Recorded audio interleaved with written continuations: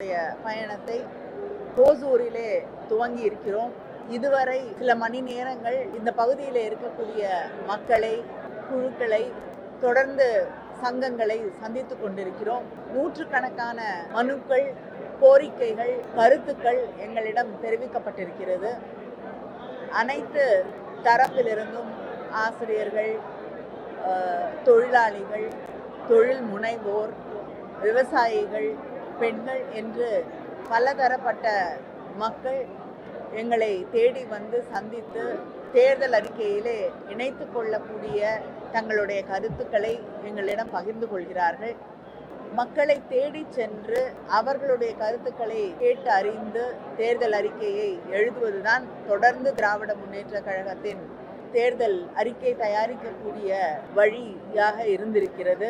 அந்த வழியிலே நம்முடைய முதலமைச்சர் அவர்கள் எங்களை, மக்களை தேடி சென்று அவர்களை சந்தித்து அவர்களது தேர்தல் அறிக்கையாக இந்த தேர்தல் அறிக்கை இருக்க வேண்டும் என்று எங்களுக்கெல்லாம் பணித்திருக்கிறார்கள்.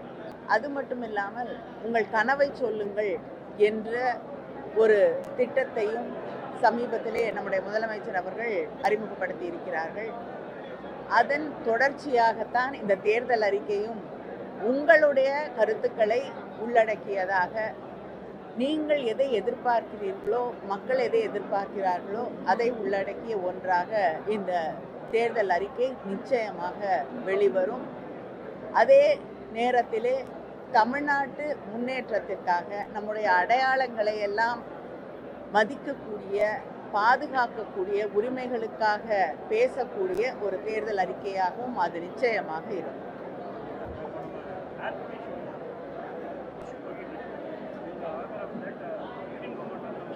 ஆமாங்க, இல்லைங்க, நிச்சயமாக தொடர்ந்து அதற்காக அதை வலியுறுத்துவோம். வரக்கூடிய நாடாளுமன்ற கூட்டத்தொடரிலும் அதற்காக திராவிட முன்னேற்ற கழகத்தின் சார்பிலே நிச்சயமாக குரல் எழுப்புவோம். உங்களுக்கு நன்றாக தெரியும், முதலமைச்சர் அவர்கள் he does not take a no for a no.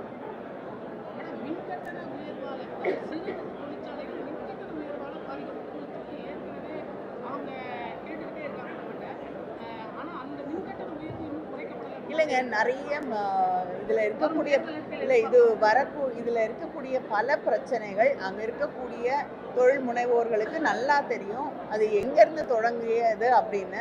சென்ற அதிமுக ஆட்சியில் அவங்க போட்ட ஒரு கையெழுத்தில் தொடங்கிய பல பிரச்சனைகளை நாங்கள் நிச்சயமாக சரி செய்ய எல்லா முயற்சிகளையும் எடுத்துக்கொண்டிருக்கிறோம். முதலமைச்சர் அவர்களும் சரி செய்து கொண்டிருக்கிறார்கள்.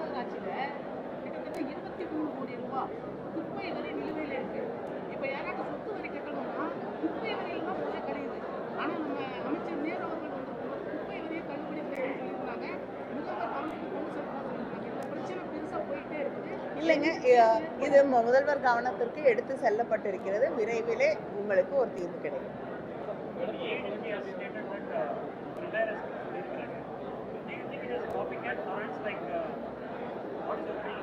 இல்லை, யூஸ்வலாக they வெயிட். எங்களுடைய தேர்தல் அறிக்கை வெளிவரத்துக்காக காத்திருப்பாங்க. இந்த பல முறை வந்து ஜெராக்ஸ் காப்பியாக இருக்குன்னு எல்லாரும் சொல்ல ஆரம்பித்த உடனே முன்கூட்டியே ப்ரீஎம் பண்ணலான்னு சொல்லிட்டு ஒரு சில விஷயங்களை சொல்லியிருக்காங்க. அதில் பெண்களுக்காக 2 சக்கர வாகனம் கொடுக்குறேன்னு சொன்னாங்க. அவங்களுக்கு நினைவு இருக்கா இல்லையான்னு எனக்கு தெரியல. நான் நினைவுபடுத்த விரும்புகிறேன். அவங்க ஆட்சி காலத்தில் இருந்த பொழுது 2018 அறிவித்து அப்புறம் அவங்க கிடப்பில் போட்ட பிரதமரையே அழைத்து வந்து லான்ச் பண்ண ஒரு திட்டம் தான் அது.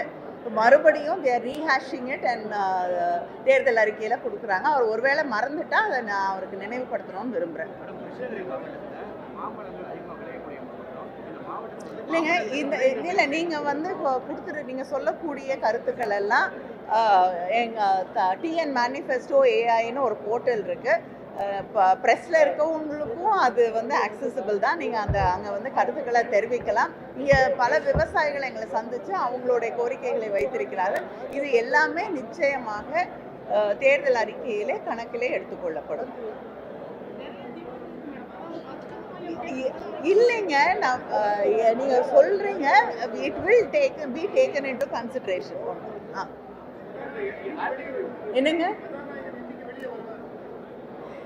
இல்லை ஏன் கதாநாயகியாக இருக்கக்கூடாது தேர்தல் அறிக்கை?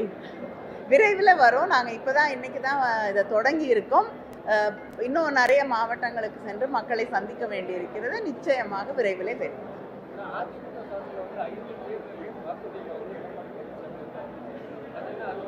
இல்லைங்க, அதுதான் நான் ஒன்னே ஒரு உதாரணம் சொல்றேன்.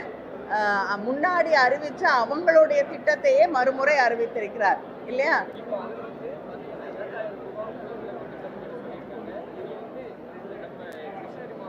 இல்ல, எங்களுடைய முதலமைச்சர் அண்ணன் தளபதி அவர்கள் மகளிர் உரிமை திட்டம் அப்படின்னு சொல்லியிருக்காங்க. It is empowering women. நீங்க மறுபடியும் குலவிளக்கு அது இதுன்னு கொண்டு போய் இது பெண்களை வந்து எங்க கொண்டு போய் நிறுத்துதுன்னு நீங்களே தெளிவா தெரிஞ்சுக்கலாம். சரி.